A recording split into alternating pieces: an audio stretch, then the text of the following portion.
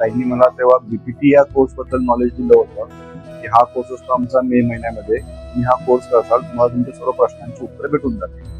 माझे प्रश्न हे नॉर्मल होते, कॉमन प्रश्न प्रत्येकाचे राहतात की आपण कोणाला कधी वाईट नाही करत, आपण देवपूजा करतो, सर्व करतो, आपले विचार चांगले आहेत, आपण कधी कोणाला नुकसान नाही करत, तरी सुद्धा आपले नुकसान का बरं होतं. या सर्व प्रश्नांचं जे उत्तर आहे ते इथे या बीपीटीच्या क्लासमध्ये आपल्याला ताईंकडून आपल्याला गायडन्स मिळतं आणि त्याचा पुरेपूर फायदा आपल्या आयुष्यामध्ये असा होतो की आपण त्याच्या आधीचं जीवन जे जगलेलो आहे कशा प्रकारे जगलेलो आहे, पुढे चेंज आपण नेहमी म्हणतो की मला असं करायचं आहे, माझी ही प्लॅनिंग आहे, मला याचं चांगलं करायचं आहे, पण ते होत नाही.